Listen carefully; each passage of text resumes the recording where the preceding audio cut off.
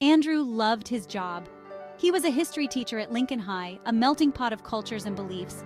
The hallways buzzed with youthful energy. Laughter echoed through the classrooms. Andrew felt privileged to be a part of it all. He believed in nurturing young minds. He encouraged critical thinking. But above all, Andrew lived by his faith. It was a part of him. Lincoln High was in many ways a microcosm of America. There were students from different backgrounds. They came from various faiths and beliefs. This diversity enriched the learning environment. Andrew saw it as a strength. He encouraged his students to respect each other. He wanted them to appreciate their differences.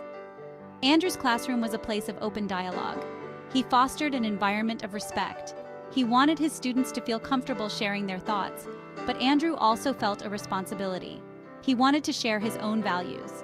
These were rooted in his deep Christian faith. He knew he had to tread carefully. His faith wasn't just about Sunday service, it was woven into the fabric of his life. Andrew saw God's hand in everything. He felt a calling to share his faith, but he also knew the importance of sensitivity. He wouldn't force his beliefs on anyone, yet he wouldn't shy away from them either. Andrew's lessons often touched upon historical events shaped by religion. He spoke about the influence of Christianity on Western civilization. He discussed the role of various faiths in global conflicts. He did this objectively, presenting all sides with fairness. He encouraged his students to analyze, to question, and to form their own opinions. However, this approach didn't sit well with everyone. Some parents expressed concerns. They felt Andrew was promoting his own religious beliefs. They argued that a public school wasn't the place for such discussions. The school administration, under pressure, issued a warning.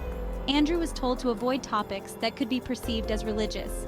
Principal Johnson: Andrew, we've received complaints. You need to avoid any mention of religion in your lessons. Andrew found himself at a crossroads. He believed in academic freedom. He felt a duty to teach history accurately. But he also understood the concerns raised. He didn't want to create division or discomfort. He sought a compromise. He continued to teach his lessons with sensitivity. He avoided explicitly mentioning Jesus. But he couldn't erase his faith from his teaching. It was an integral part of who he was. And soon, this subtle presence of faith would become a point of contention. The seeds of discord had been sown. The tension escalated quickly. A group of parents, fueled by a vocal atheist activist, decided to take legal action. They filed a lawsuit against Andrew and the school district.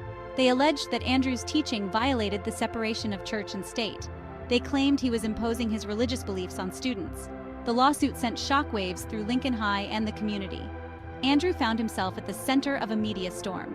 News vans camped outside his house. His face was plastered across newspapers and television screens. He received hate mail and threats. The lawsuit had transformed him from a respected teacher into a symbol of religious intolerance. The weight of the accusations pressed down on him. The lawsuit painted Andrew as an extremist. It misrepresented his intentions. He had never forced his beliefs on anyone. He had always encouraged open discussion. But the truth seemed to matter little in the face of the media frenzy. Andrew felt isolated and afraid. He was, however, determined to fight for his right to live his faith. He wouldn't let his character be assassinated. He wouldn't be bullied into silence. He knew he had to stand up for what he believed in, even if it meant standing alone. The courtroom was a cold, intimidating place. As Andrew sat at the defendant's table, he felt a wave of loneliness wash over him. The plaintiff's lawyers were relentless. They portrayed him as a religious zealot, twisting his words and actions to fit their narrative. Mr. Thompson: Your Honor, my client has never crossed the line. He has simply taught history accurately and honestly. The courtroom became a battleground for two fundamental American values: freedom of speech and the separation of church and state.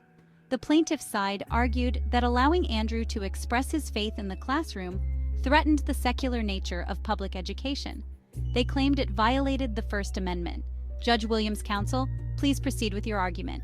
Mr. Thompson: Restricting Andrew's free speech based on his religious beliefs is a form of discrimination. The First Amendment protects his right to live his faith openly. The trial dragged on for weeks.